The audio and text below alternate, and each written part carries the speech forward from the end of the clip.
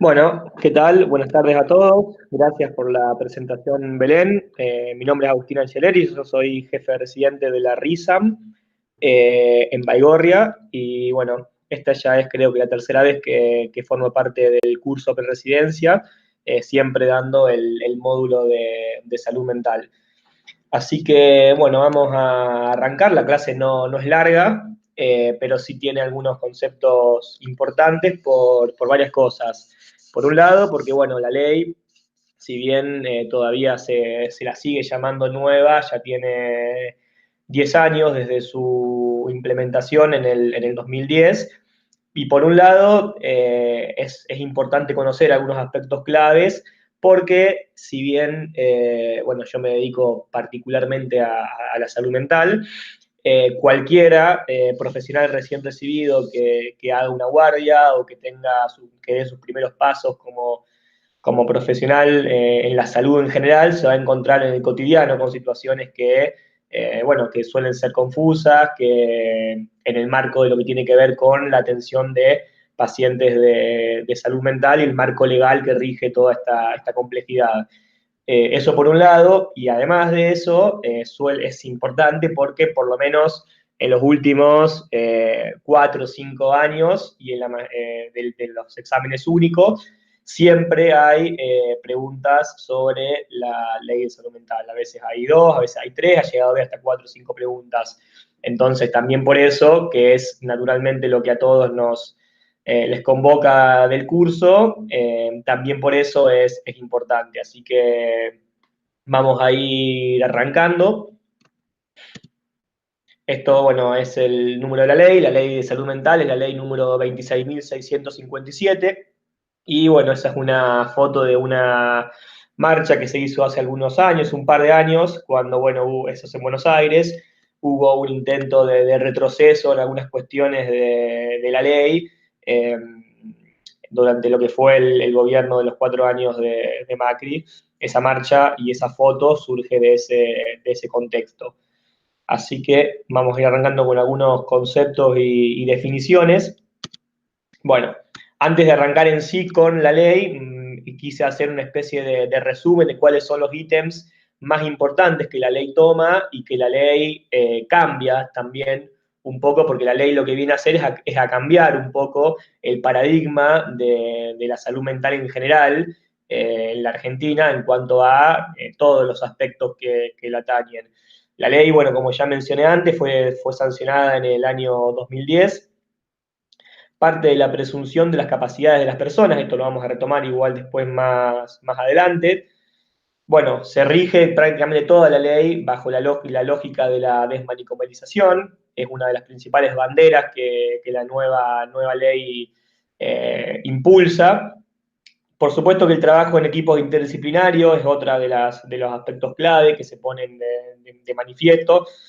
Y también una cuestión fundamental es el hecho de considerar a las adicciones como una problemática dentro del campo de la salud mental. Tiene un artículo aparte, lo vamos a tomar más adelante, pero es otro de los ejes centrales de la ley.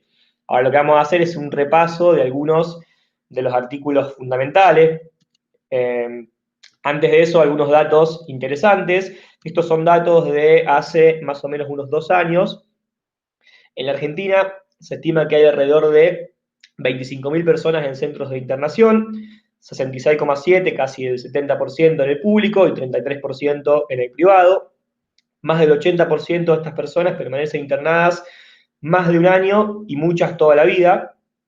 Y un alto porcentaje de estos pacientes suelen ser considerados como casos sociales, dado que permanecen internados en instituciones psiquiátricas por motivos de pobreza o ausencia de familiares continentes. Estos son algunos datos para entender el contexto en el cual la ley emerge y por qué también era importante que haya una ley de salud mental que empiece a contemplar algunas cosas que hasta el momento estaban quedadas totalmente de lado. Estos son datos nacionales. El año pasado hubo un censo en Santa Fe al respecto, pero no están todavía los datos al 100% procesados, por eso no los incluí. Esta es una foto del Borda. Y Ahora vamos a empezar a hablar en particular de la ley en sí. Yo, para que la clase quede completa, puse obviamente el artículo de donde está sacado cada uno de los conceptos. Por supuesto que en realidad no es importante saber el número de artículo, sí es importante saber cuáles son, digamos, cuál es el cuerpo, digamos, de la ley y qué es lo importante que marca cada uno de los artículos. El artículo 1 empieza hablando de los objetivos, bueno, el porqué, digamos, de una ley distinta a la que venía rigiendo. La presente ley tiene por objeto asegurar el derecho a la protección de la salud mental de todas las personas y el pleno goce de los derechos humanos de aquellas con padecimiento mental que se encuentran en el territorio nacional. Ese sería el marco por el cual la ley se crea, que bueno, tiene que ver naturalmente con el pleno goce de los derechos humanos. En realidad hay que tener en cuenta, la ley de salud mental sale muy similar en tiempo con la ley de los derechos del paciente y muchas cosas las comparten. ¿Sí? Bueno, esta obviamente es una de ellas, la protección y el pleno goce de los derechos humanos como una de las principales cuestiones, y ya en el artículo 1 está citado en la ley.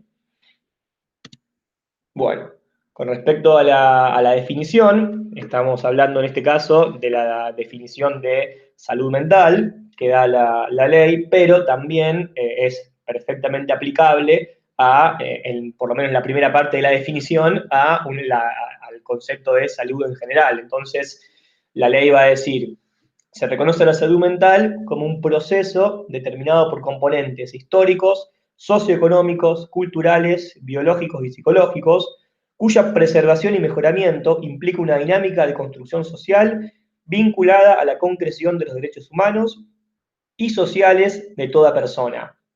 Se debe partir de la presunción de capacidad de todas las personas.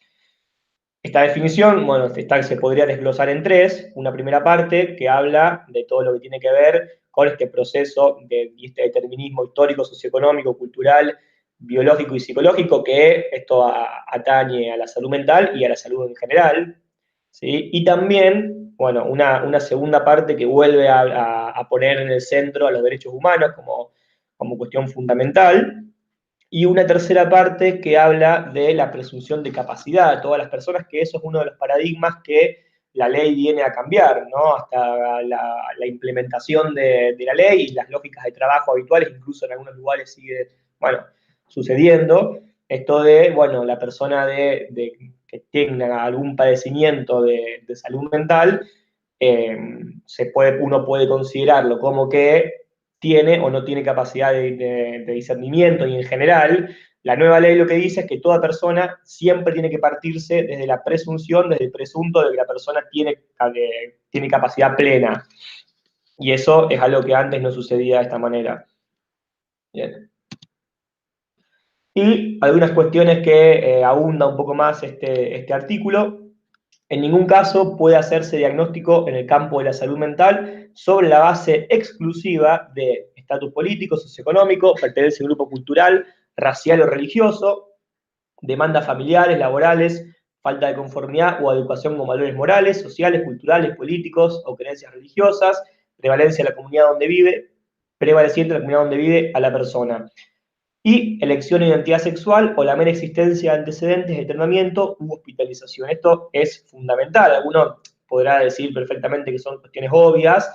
La realidad es que no lo son, porque hasta hace muy poco tiempo estas eran cuestiones que sucedían en el día a día, e incluso hasta el día de hoy siguen sucediendo aberraciones de discriminación en el campo de la salud mental. Por ejemplo, el último de los tres ítems que habla de que no se puede hacer un diagnóstico con la base exclusiva en algún antecedente de tratamiento u hospitalización, y eso nos pasa siempre. Un paciente que ha tenido cualquiera sea un antecedente en salud mental, van a ver cuando estén en la guardia o en el medicato o cuando le hicieron la PFO, que cualquier paciente, si tiene algún antecedente de salud mental, llegue por lo que llegue a la guardia, ya toda su situación va a estar teñida por esto. Eso es una de las cosas que la ley intenta cambiar y erradicar directamente. Bien.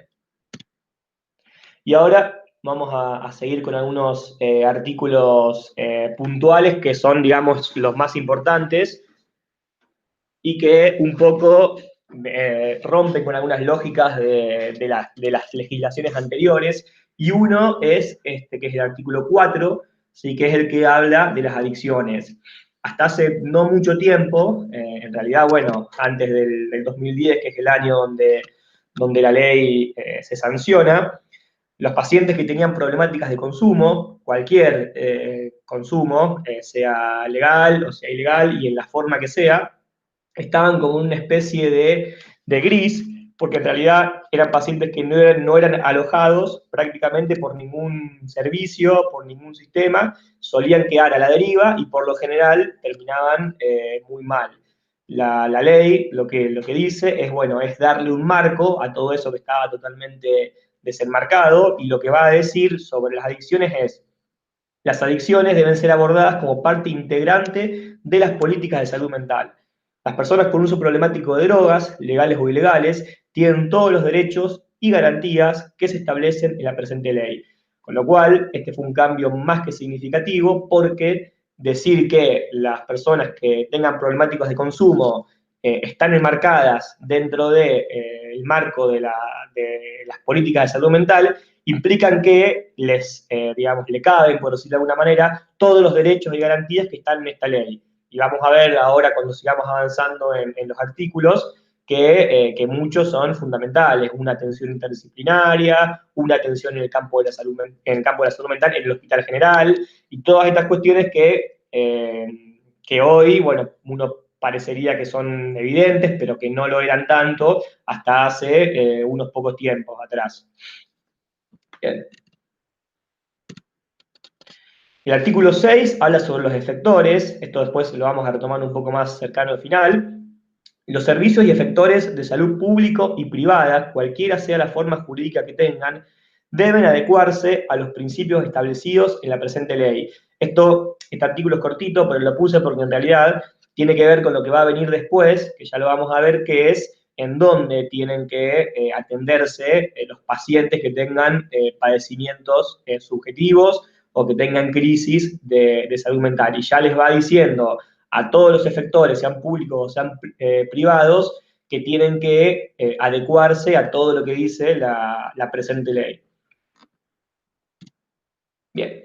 Y en el artículo 7, a partir del artículo 7, mejor dicho, empieza a hablar de los derechos de los pacientes. En este caso, habla de los pacientes de salud mental. Yo les dije al comienzo que esta ley sale muy cerca de la ley de los derechos del paciente, entonces hay muchas cosas que las comparten, pero algunas también son específicas de salud mental. Y ambas, o mejor dicho, de ambas leyes suele haber preguntas en el examen. Entonces, el Estado reconoce a las personas con padecimiento mental los siguientes derechos.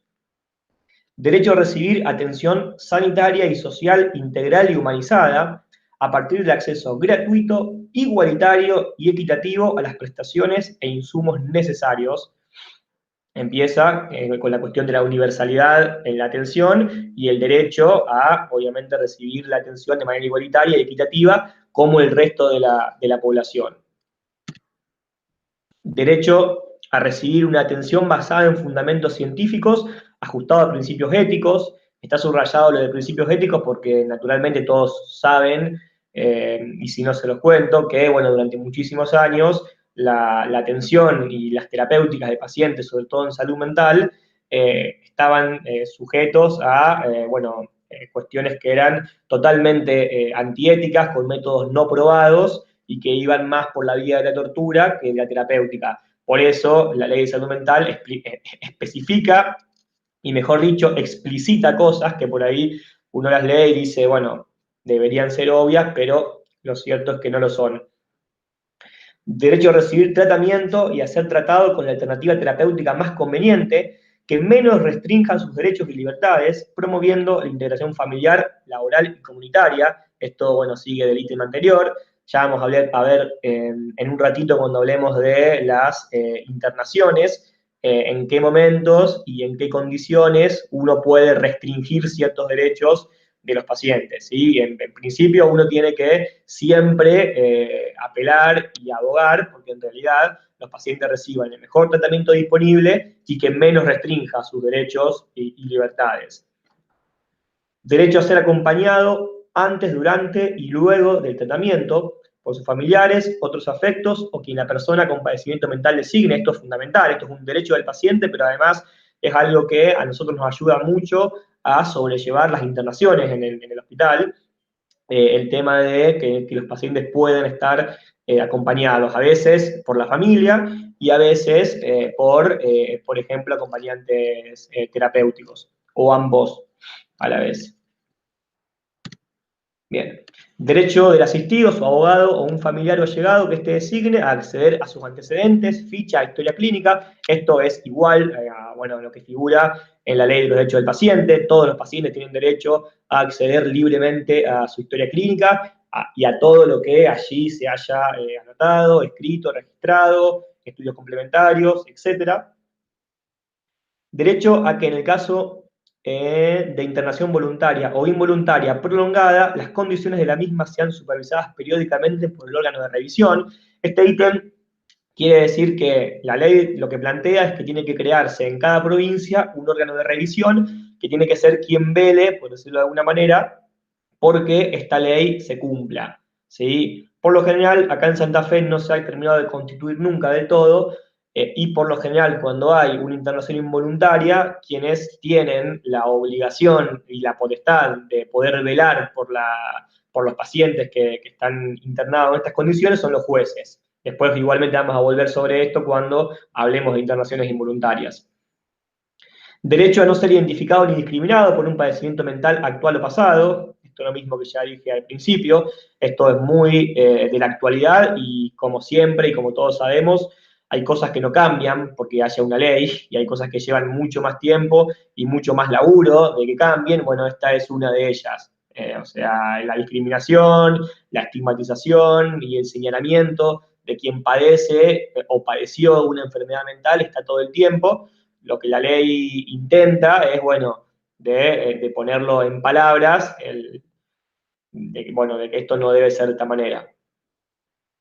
Derecho a ser informado de manera adecuada y comprensible de los derechos que lo asisten y de todo lo inherente a su salud y tratamiento, así como poder tomar decisiones sobre esto dentro de sus posibilidades. Este último ítem es trascendental y hasta el día de hoy, con 10 años de la ley implementada, esto es una de las principales, creo yo, cuestiones que hay que seguir trabajando, que no se cumplen y es muy difícil porque hay muchos servicios, muchos que, al realizar intervenciones sobre los pacientes que tengan algún padecimiento de salud mental, pero que hayan ingresado por otros motivos, por ejemplo, un motivo traumatológico, un motivo clínico, el motivo que sea, la transmisión de la información clara al paciente para que sea comprensible y para que tenga capacidad de decidir sobre eso es un punto muy flaco de la mayoría de servicios y de la mayoría de hospitales.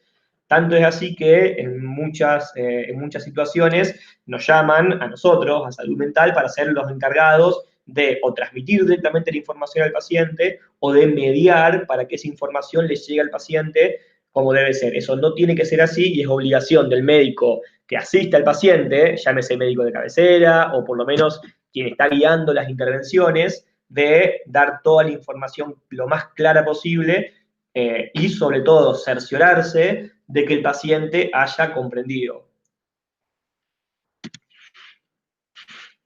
Derecho a recibir un tratamiento personalizado en un ambiente apto, con resguardo de su intimidad, siendo reconocido siempre como sujeto de derecho. Este ítem vuelve un poco sobre el anterior.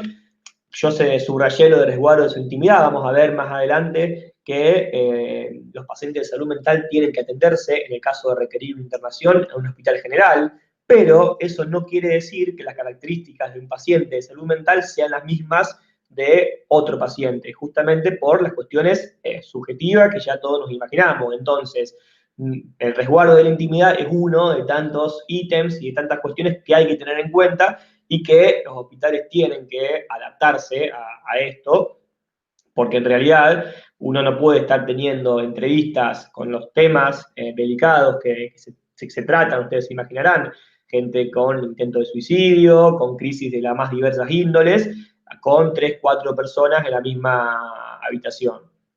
Bien. Derecho a no ser objeto de investigaciones clínicas ni tratamientos experimentales sin un consentimiento fehaciente. Esto es lo mismo que dije ya un par de diapos atrás. Estas cosas sucedían y suceden. Por eso la ley busca ser muy claro y muy explícito en este tema.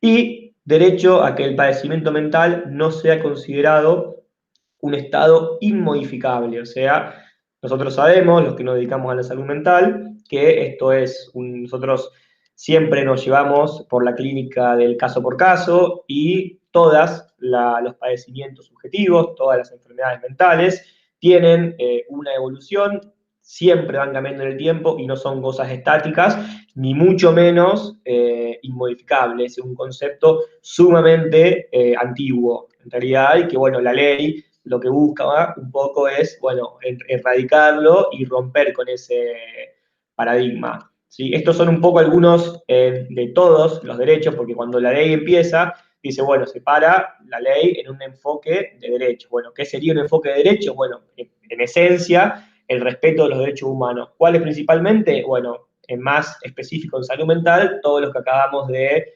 mencionar. Bien. Seguimos. El artículo número 8 es otro artículo fundamental porque es el artículo que habla acerca de interdisciplina. Yo me formé en una residencia interdisciplinaria, entonces esto es algo que lo tengo muy incorporado desde hace casi 5 años que trabajo en Baigorria, pero además de eso, la residencia tiene una historia de prácticamente casi 30 años, donde, bueno, se ha trabajado siempre de forma interdisciplinaria.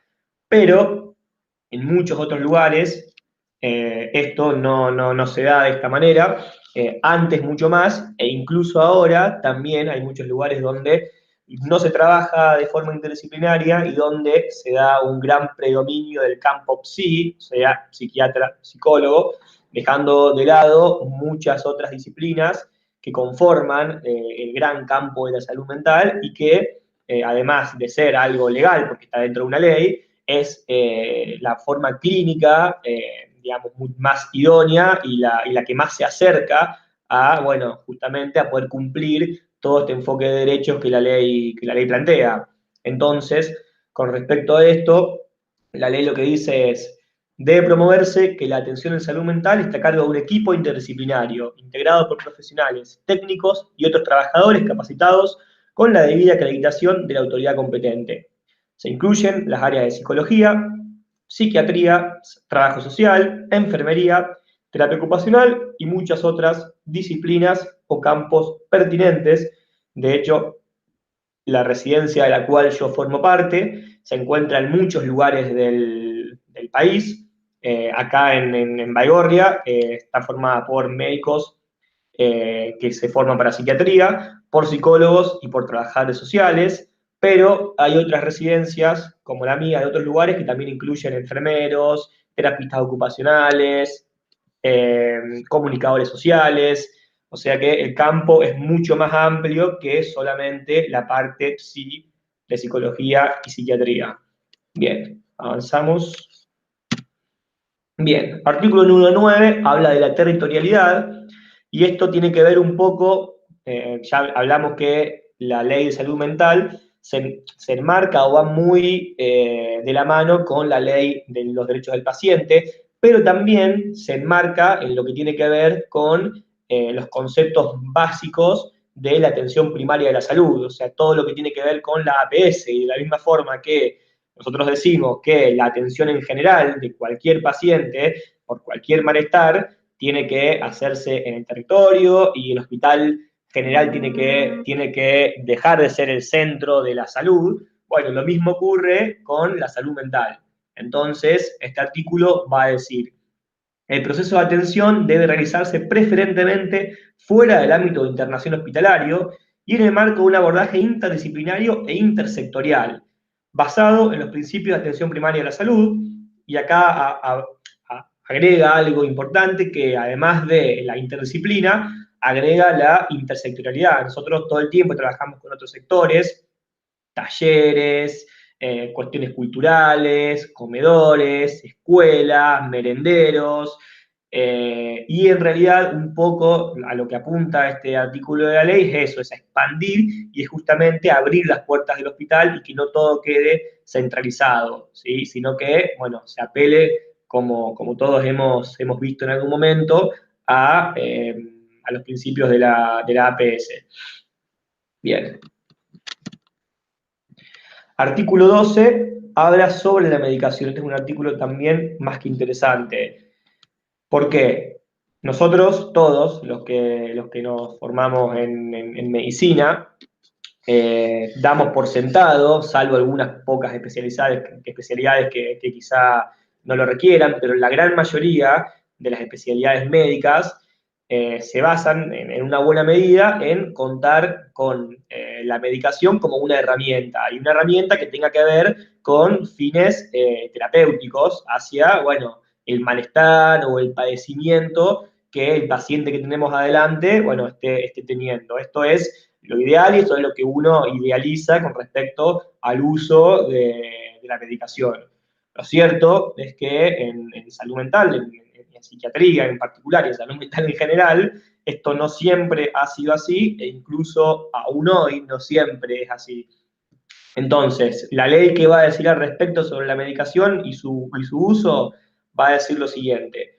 La prescripción de medicación solo debe responder a las necesidades fundamentales de la persona con padecimiento mental y se administrará exclusivamente con fines terapéuticos y nunca como castigo, por conveniencia de terceros o para suplir la necesidad de acompañamiento terapéutico o cuidados especiales. Este es fundamental. ¿Por qué? Por varias cosas. Primero, porque nosotros nos encontramos muchas veces en la práctica con un tercero, que ese tercero puede ser un familiar, puede ser un amigo, puede ser un enfermero, que nos va a demandar mucha más medicación de que el paciente requiere para que esté tranquilo, para que no moleste, cuestiones que son inherentes a las necesidades de un tercero y no del paciente propiamente dicho. Por eso la ley lo aclara tan taxativamente a esto. Y por otro lado, nosotros estamos en un momento, sobre todo lo que fueron estos últimos años, donde, bueno, se ha vaciado un poco las cuestiones presupuestarias y todo ha quedado muy limitado, nosotros trabajamos de forma muy artesanal, entonces muchas veces nos vemos muy limitados, por ejemplo, a la hora de poder tener acompañantes terapéuticos para todos los pacientes, de la forma en la cual lo requieren. Hay pacientes que van a estar mucho tiempo internados y sin el acompañamiento necesario de un otro que sostenga, se vuelve muy difícil. Y lamentablemente la medicación muchas veces suple eso, ¿sí? Por eso el artículo 12 hace tanto hincapié en esto, ¿sí? La medicación es con fines terapéuticos y no para suplir otras necesidades, y mucho menos tampoco lo es para los requisitos de terceros. Bien. Y ahora, a partir del artículo 13, hay un par de artículos seguidos que habla sobre las internaciones de pacientes de salud mental. Acá, bueno, puse las cosas más relevantes. La internación es considerada como un recurso terapéutico de carácter restrictivo y solo puede llevarse a cabo cuando aporte mayores beneficios terapéuticos que el resto de las intervenciones realizables. Esto un poco viene de la mano con lo que hablamos de la territorialidad. La idea es que los pacientes de salud mental, en la medida de lo posible, tengan su atención fuera del hospital, ¿sí? En el centro de salud, con dispositivos en los barrios o en los consultorios externos, ¿sí? ¿Por qué? Porque la internación en sí, incluso cuando es voluntaria, siempre tiene un carácter restrictivo. Entonces, tiene que dejarse para los casos en los cuales las demás estrategias hayan fracasado. La internación debe ser lo más breve posible en función de criterios terapéuticos interdisciplinarios. Siempre, este es uno de los conceptos principales de la ley de salud mental. Primero se intenta de no internar cuando se puede. Cuando hay que internar, se interna. Pero siempre se intenta que la internación sea lo más breve posible, obviamente respondiendo a cuestiones clínicas que el equipo interdisciplinario va a ir evaluando en cada momento. ¿sí? Y por supuesto, tanto la evolución del paciente como cada una de las intervenciones tienen que registrarse en la historia clínica, siempre. Bien. Bueno, ya lo dijimos, en la historia clínica, en ningún caso la internación puede ser indicada o prolongada para resolver problemáticas sociales o de vivienda. Este ítem es trascendental porque lo mismo que hablamos hace un ratito sobre la medicación y el mal uso de la medicación, bueno, pasa algo parecido con las cuestiones de las internaciones y los temas sociales. La ley lo explicita de una manera muy clara, o sea, la salud mental, si bien por supuesto que abarca cuestiones sociales, de hecho el trabajador y el trabajador social son esenciales para nuestro laburo cotidiano, la ley dice no se puede internar a pacientes por problemas sociales o habitacionales y no se puede prolongar la internación por estos motivos, ¿sí? Esto es importantísimo porque es algo que sucede todo el tiempo, porque bueno, porque las características y la vulnerabilidad de la población con la cual nosotros trabajamos, justamente hace esto, hace que muchas veces tengamos un paciente internado que haya ingresado por cualquier motivo y que una vez que haya tenido su estabilización, no lo podamos externar justamente porque no tiene dónde ir. Nosotros hemos tenido una paciente en el hospital que estuvo casi un año, estuvo cerca de 10 meses internada, simplemente una forma de decir, porque en realidad no se podía conseguir y todos los estamentos gubernamentales que tendrían que conseguir un lugar adecuado para que ella vaya, no lo hicieron y la paciente estaba estabilizada viviendo en el hospital como si fuera su habitación. Eso justamente la ley lo prohíbe de manera explícita. Bien. La persona internada bajo su consentimiento podrá en cualquier momento decidir por sí misma abandonar la internación. En todos los casos en que las internaciones voluntarias se prolonguen por más de 60 días corridos, el equipo debe comunicarlo al órgano de revisión y al juez. Este artículo lo que dice básicamente es que todo paciente que se interna voluntariamente, sea por el motivo que sea, en el momento que quiera, puede firmar su alta voluntaria. Esto pasa con un paciente de clínica que se interna por una descompensación diabética, de la misma forma pasa con un paciente de salud mental.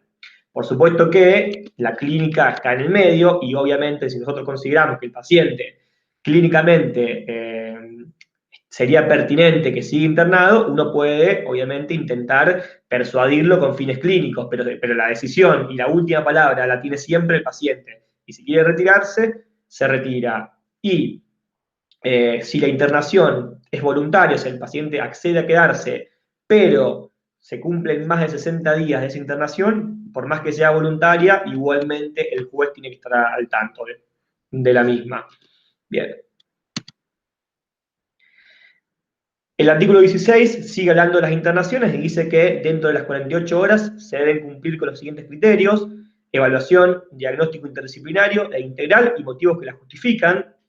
Esto es fundamental porque muchos pacientes de salud mental que entran a la noche o que entran los fines de semana o que van a un lugar donde no hay una atención especializada en salud mental, ingresan y quedan internados. Y en muchos lugares quedan internados por incluso bastante tiempo. Bueno, la ley lo que dice es que el paciente puede recibir una evaluación inicial, puede quedar internado, pero siempre dentro de las primeras 48 horas tiene que tener un abordaje interdisciplinario que diga básicamente por qué ese paciente está internado. Y de la mano con eso, justamente, igual que lo indica la Ley de los Derechos del Paciente, habla del consentimiento informado, ¿sí? Que lo va a firmar él en la mayoría de los casos, y cuando no pueda, bueno, su representante legal. Y por supuesto, que solo se considera válido el consentimiento cuando se presta en estado de lucidez y en comprensión de la situación, como pasa con cualquier paciente de cualquier especialidad. Bien. El artículo 18 redunda sobre algo que ya hablamos antes, pero lo vuelvo a poner porque es importante. Dice que la persona internada bajo su consentimiento podrá en cualquier momento decidir el abandono de la internación y que en el caso de que esta internación se prolongue por más de 60 días, esto debe ser informado al juez. Bien.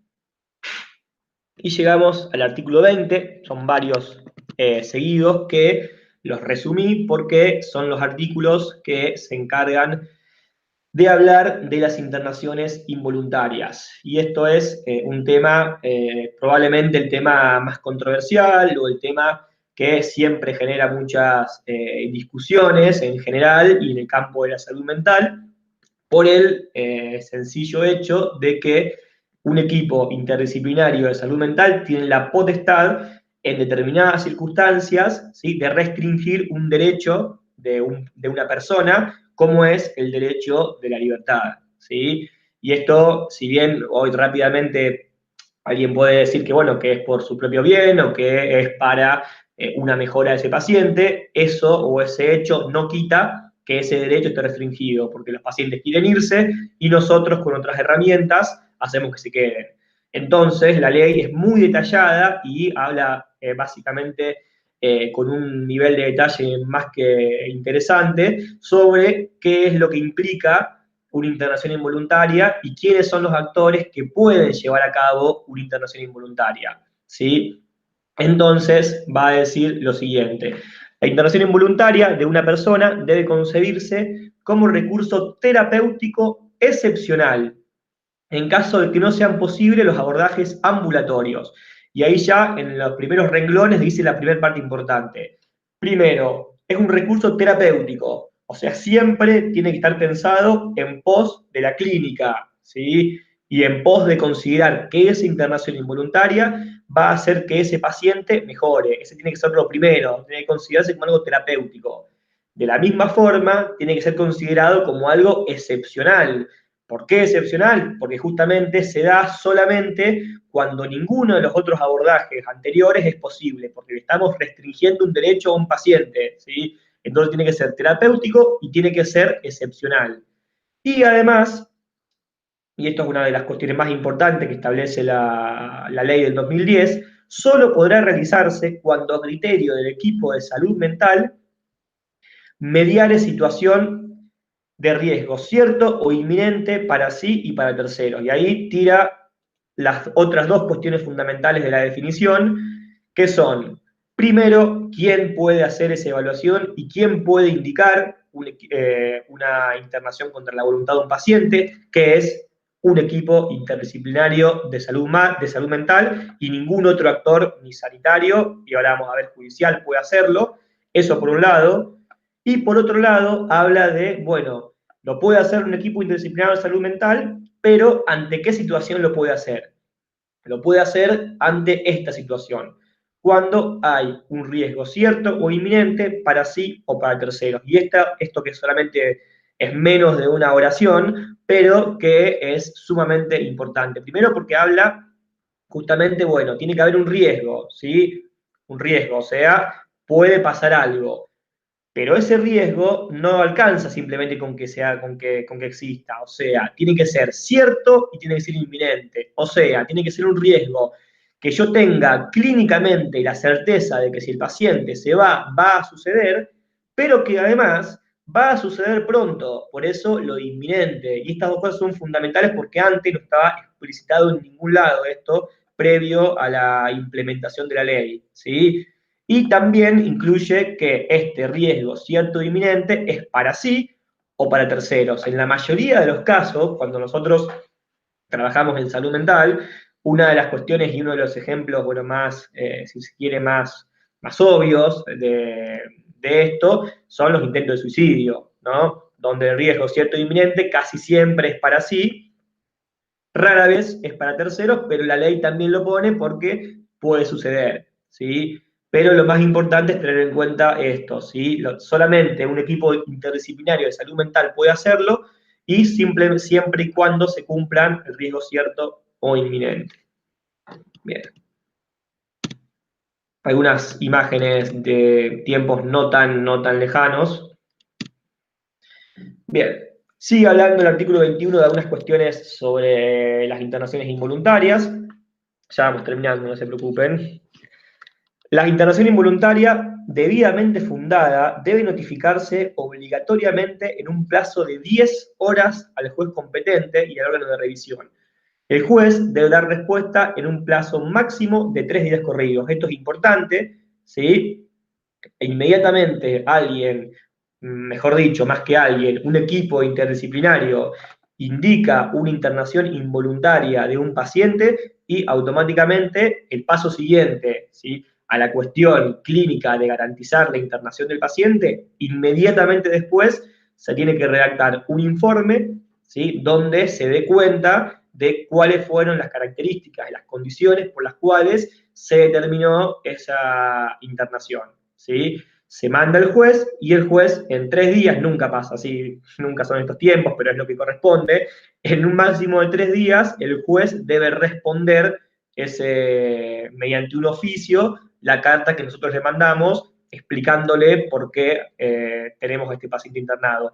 Y todo esto tiene que ver justamente con velar por los derechos del paciente, justamente, ¿sí? Por lo que dije anteriormente, de que por más que el motivo sea un motivo de salud, no deja de ser una restricción a un derecho de ese paciente en cuestión. Bien. Después, esto es importante, el juez solo puede ordenar por sí mismo una internación involuntaria cuando, cumplidos los requisitos establecidos en el artículo 20, lo que vimos anteriormente, el servicio de salud responsable de la cobertura se negase a realizarla. Esto es fundamental, este ítem. ¿Por qué? Porque hasta que se sancionó la ley, los jueces podían ellos mismos tener la potestad, la capacidad de mandar internar a un paciente. ¿Sí? Entonces ustedes habrán escuchado por algún conocido, por alguna historia o por las películas simplemente, cuando quizá venía un familiar de un paciente, hablaba con un juez y le podría decir perfectamente, no, mi tío no se encuentra bien, está mal, está loco, internelo, y así durante muchísimos años los jueces han indicado internaciones de pacientes que no tenían criterios para tal fin, y bueno, se han cometido aberraciones en ese sentido. Entonces, ¿qué dice la ley? La ley dice, solamente pueden internar de forma involuntaria equipos interdisciplinarios de salud mental. El juez solamente lo podría hacer si, acá dice que si no se negara a realizarla el equipo, o si no existiera tal equipo. Esto la realidad es que nunca pasa, ¿sí? De hecho, desde que se ha establecido la nueva ley, por abogados que van a trabajar con nosotros y demás, los que nos comentan, es que los jueces están muy contentos con esto porque se sacan un peso de encima, que era tener que decidir sobre la salud mental de las personas, de los cuales no saben nada, naturalmente. Bien. Bien, el alta, externación o permiso de salida son facultades del equipo de salud que no requieren autorización del juez, lo mismo que en la misma línea, o sea, la ley de salud mental le quita prácticamente todo el poder que los jueces tenían sobre la salud mental de las personas y se las confiere justamente al equipo interdisciplinario de salud mental. Entonces, el equipo de salud está obligado a externar a la persona o transformar la internación en voluntaria apenas cesa la situación de riesgo cierto o inminente. Y esto también es fundamental. Cuando uno decide internar a un paciente contra su voluntad, lo decide como lo dijimos anteriormente, porque hay un riesgo cierto o inminente de que pase algo, de que el paciente se lastime, de que el paciente muera o de que el paciente agreda a alguien, ¿sí? Entonces se decide por eso internarlo contra su voluntad. Ahora bien, cuando ese riesgo cierto o inminente cambia por efecto justamente de la terapéutica y del tratamiento instalado, bueno, entonces hay dos cosas. Se puede el paciente o dar el alta, o si se considera que clínicamente debe seguir internado, la internación debe pasar de ser involuntaria como era a voluntaria. Y el paciente cuando quiera puede firmar su alta. Bien. Y por último, con este ítem, habiendo autorizado la internación involuntaria, el juez debe solicitar informes con una periodicidad no mayor a 30 días corridos, a fin de reevaluar si persisten las razones para la continuidad de dicha medida. O sea, el juez no puede indicar internaciones involuntarias, y está bien que así sea, pero sí es potestad y trabajo del juez cerciorarse de que los derechos de ese paciente no se vulneren. Entonces, sí tiene que el juez pedirle cuentas al equipo interdisciplinario de cómo va esa internación. La ley lo que planea, lo que dice es que después del primer informe que dé cuenta de eso, no pueden pasar más de 30 días sin que el juez le vuelva a exigir un informe a este equipo para evaluar cómo continúa la situación del paciente y su internación. Bien. Ya nos vamos acercando al final. Los menores de edad. El artículo 26 es interesante porque en realidad también ustedes van a ver cuando trabajen en general, en una guardia haciendo lo que sea, que los menores de edad son todo un tema y lo es mucho más en pacientes de salud mental y ni hablar cuando tenemos que internar, ¿sí?, a un menor de edad por una problemática subjetiva o por una crisis de salud mental, sea cual sea. Entonces, en caso de internación, las personas menores de edad o declaradas incapaces se deben proceder de acuerdo a lo establecido por los artículos 20, del 20 al 25 de la presente ley. En el caso de niños, niñas y adolescentes, además, se procederá de acuerdo a la normativa nacional e internacional de protección integral de los derechos. En realidad, para resumir lo que significa el artículo 26, lo que dice es que en internación de menores se procede de la misma manera que se procede con las internaciones involuntarias, ¿sí? ¿Qué quiere decir? Para traducir todo esto que dije, cuando tenemos un menor de edad internado por un motivo de salud mental, por más que el menor preste su consentimiento y sea una internación voluntaria, de todas maneras se la considera como involuntaria a los fines legales y se informa un juez de tal internación. ¿Sí? Por más que después clínicamente no sea contra la voluntad del paciente, porque tanto el paciente como sus padres pueden aceptar la internación, por ser menor de edad y por las características que esto puede tener, igualmente se tiene que informar al juez y proceder como si lo fuera. Bien. Y el artículo 27 es uno de los artículos, si se quiere, que más polémica ha generado en el mundo, si se quiere, de la psiquiatría más clásica, ortodoxa y, bueno, esto, antigua y hegemónica, que es el tema de la desmanicomialización, que es sin duda una, bueno, de las principales banderas de todos los que, bueno, trabajamos y todos los que defendemos la salud mental y la salud pública, ¿sí? Voy a leer primero el artículo y después voy a hacer algunos comentarios. El artículo 27 dice lo siguiente: queda prohibida por la presente ley la creación de nuevos manicomios neuropsiquiátricos o instituciones de internación monovalente, públicos o privados. En el caso de los ya existentes, se deben adaptar a los objetivos y principios expuestos hasta su sustitución definitiva por los dispositivos alternativos. Esta adaptación y sustitución en ningún caso puede significar reducción de personal ni merma en los derechos adquiridos de los mismos. Bien, este artículo es polémico, bueno, por varias cuestiones.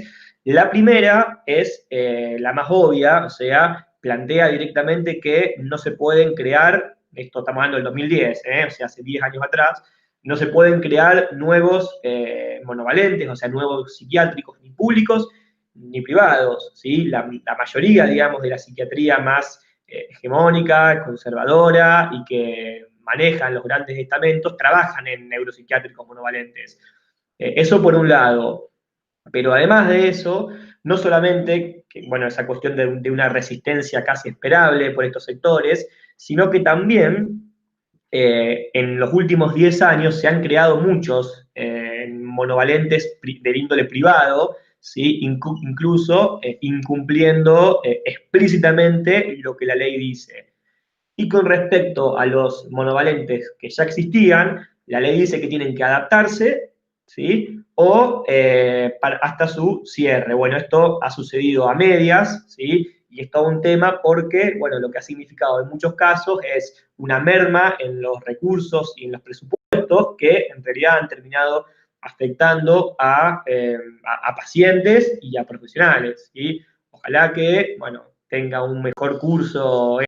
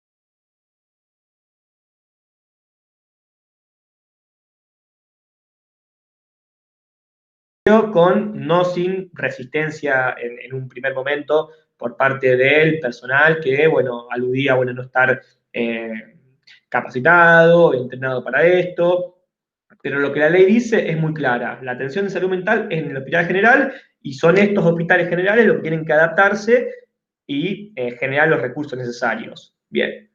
Y por otro lado, dice, el rechazo en la atención de pacientes, ya sea ambulatorios o en internación, por el solo hecho de tratarse de problemática de salud mental, será considerado acto discriminatorio. Lo pone...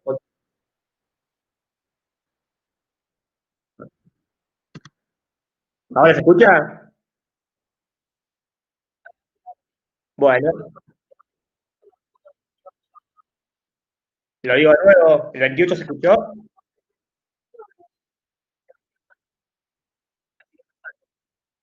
Dale. ¿Se llegó escuchando el 28 o no?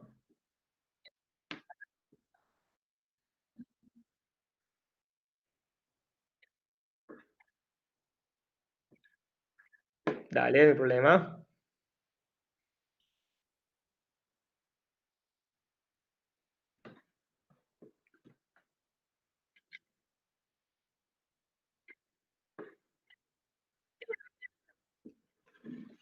Bueno, si se escuchó el 28, ya vamos concluyendo, no sé por qué era el último. Justo.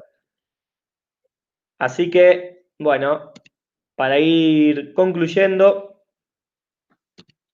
la Ley Nacional de Salud Mental plantea un cambio de paradigma. Ah, bueno, no hay problema, lo repetimos, no hay ningún problema.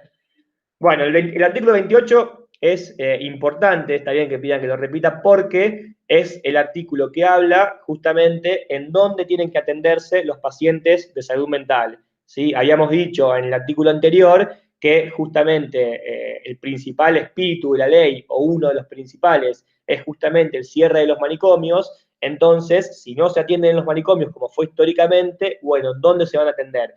La ley en esto es muy clara y habla de los hospitales generales, ¿sí? Entonces dice, las internaciones de salud mental deben realizarse en hospitales generales.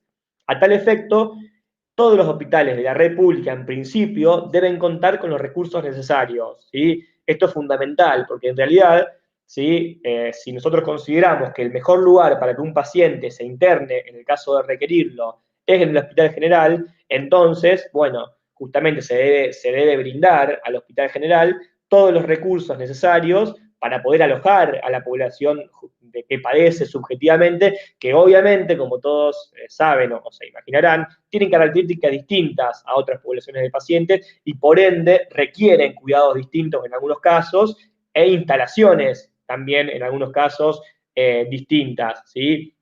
Esto es un punto bastante flaco, lo cierto, porque en realidad, bueno, los hospitales, de la misma forma que faltan recursos para un montón de cuestiones, los faltan también para salud mental. En el hospital donde yo trabajo, en Baigorria, después de procesos de lucha muy largos, hemos conseguido que, bueno, se adapten algunas habitaciones específicas para internaciones de pacientes de salud mental, hemos logrado que hayan algunas capacitaciones para el personal, por ejemplo, de enfermería, a la hora de atender pacientes de salud mental, pero todo eso es fundamental porque si no, te queda una pata totalmente, bueno, chueca, porque en realidad vos tenés que los pacientes van a atenderse al hospital general, porque, bueno, están cerrando los monovalentes, o así lo plantea la ley, pero si el hospital general no se adapta a eso, termina siendo a veces incluso lógicas casi que peores que el manicomio.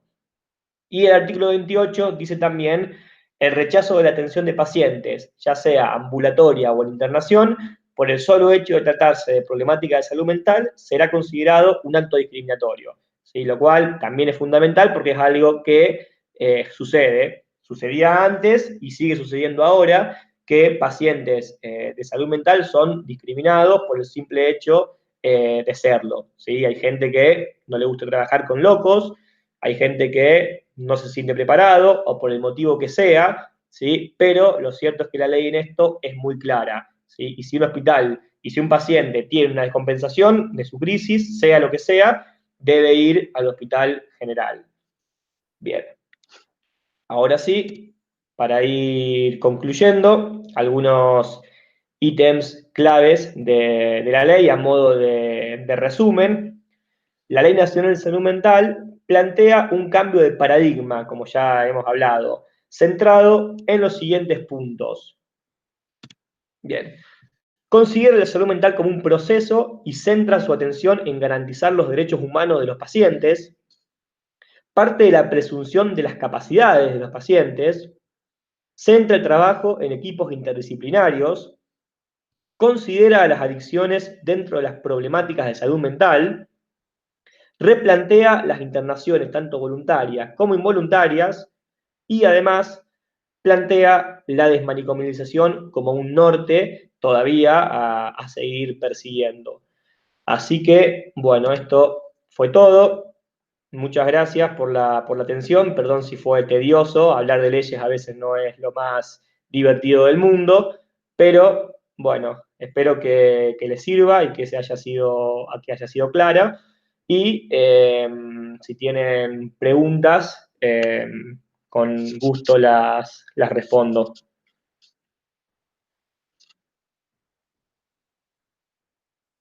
¿Vale?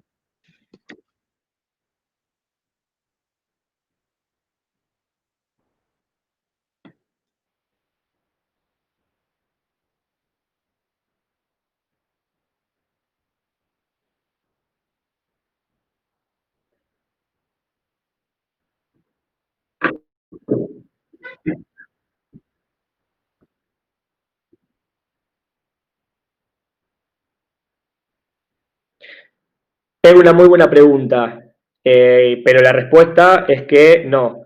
La ley nacional de salud mental plantea que una internación contra la voluntad del paciente solamente la puede hacer un equipo interdisciplinario de salud mental. Exactamente. Después, por supuesto que esto tiene muchos grises, porque en realidad hay pacientes que pueden llegar a una guardia externa de un hospital en tales condiciones en las cuales no puedan decidir absolutamente nada y en las cuales esté en ese mismo momento en riesgo su salud, su seguridad y la de otros, y en ese caso es obligación del médico de guardia hacer algo al respecto, como puede ser, por ejemplo, dar una medicación o indicar una sujeción, pero inmediatamente luego de eso debe llamar al equipo de salud mental y todo lo pertinente a la continuación de la internación de forma involuntaria tiene que ser después de la evaluación de este equipo de salud mental. Así es como lo plantea la ley y por lo menos en donde yo trabajo se hace bastante así en realidad. No sé si fue clara la respuesta.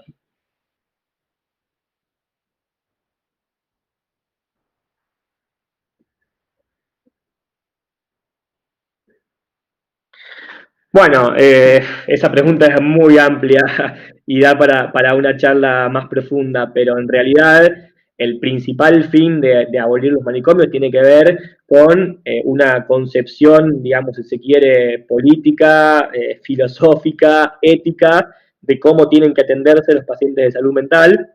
Durante muchísimos años, los manicomios, las instituciones especializadas han sido lugares bueno, que ciertamente han parecido más lugares de tortura y de castigo que lugares de cuidado, digamos, y porque también, digamos, nosotros tenemos un posicionamiento que el paciente de salud mental es un paciente que tiene muchísimas potencialidades que se van a dar si el paciente está integrado en la comunidad, no si está aislado en un manicomio o como es la colonia de Oliveros a 30, 40 kilómetros del pueblo, son lógicas antiguas que en un momento han dado resultados y que incluso hoy, por ciertas carencias que tenemos en la red pública, siguen a veces siendo importantes para atender ciertas crisis, ciertos pacientes en determinados momentos, pero son lógicas que, bueno, ya han ido quedando obsoletas y por eso el objetivo, que no es algo que se vaya a dar ya, sino que va a llevar un tiempo, es que, bueno, el Hospital General se pueda acondicionar de tal manera que puedan los pacientes atenderse ahí, en ambulatorio y en internación, como cualquier otro paciente de cualquier otra disciplina. Básicamente sería por eso. ¿Vale?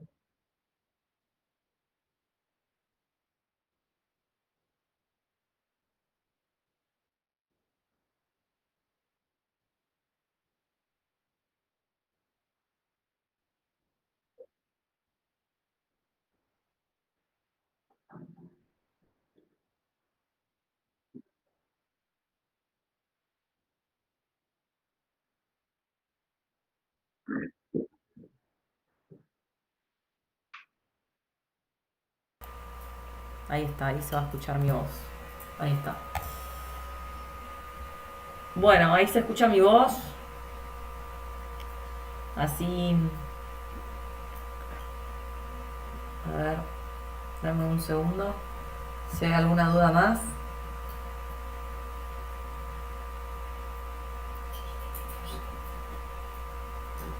Muy buena la clase, dicen. Por acá.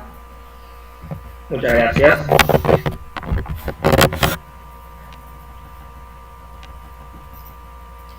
Bueno, Agus, si querés te... Bueno.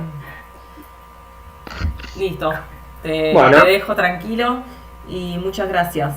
Ahí está, ahora se escucha mi voz, así que yo me voy a quedar haciendo los Bueno. avisos parroquiales y Listo. después los libero a los chicos. Muchas gracias. Dale, dale, Agus, Chao. nos vemos. Chau.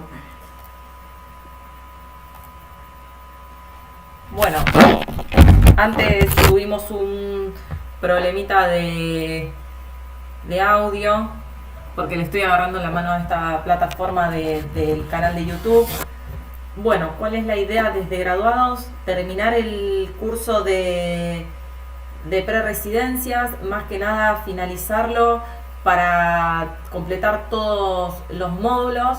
Vamos a... ahí yo puse en el chat en vivo cuál es el cronograma. Tenemos el jueves abuso sexual. Después tenemos, la semana que viene tenemos el módulo de legal. Tenemos lo que nos quedó de ginecología, que era hemorragias del embarazo. Y de pediatría, accidentes domésticos. La idea es hacer un examen simple de manera virtual para aquellos que fueron inscriptos. Todas las clases quedan grabadas para aquellos que no puedan participar a las 6 de la tarde. Y yo tengo ganas, y más que nada lo que vamos a armar desde graduados es, a partir de la tercera semana de julio, todo un módulo de repaso para el examen único, donde vamos a incluir temas que no estaban desde el principio del curso, pero sí estaban ahí estoy viendo si alguien dijo algo en el chat, pero sí estaban en el curso de preresidencia. A ver, ¿cuál es mi idea? Mi idea es darles COVID, que obviamente seguramente en el único va a estar incluido. Vamos a dar la clase de epidemiología otra vez, que bastante la pidieron por las redes. Yo les voy a dar una charla sobre generalidades de oncología, tumores, que bastante lo toman. Vamos a repetir la clase de screening si quieren, y obviamente todas las clases que ustedes quieran repetir, las vamos a repetir. El chico Guillermo Costaguta, que nos dio exantemáticas, nos va a dar ictericia. Y bueno, y todo lo que ustedes propongan o tengan flojo, yo puedo conseguirles algún disertante y dar algún tema más que nada complejo, ¿sí? Yo no tengo drama de buscarles algún disertante. Cualquier cosa se comunican en las redes, y toda información que tengamos la vamos a transmitir en el Instagram o en el Facebook. Y en el Facebook, acá queda todo, en este canal queda todo grabado. Así que si quieren hacerme alguna pregunta, me quedo un ratito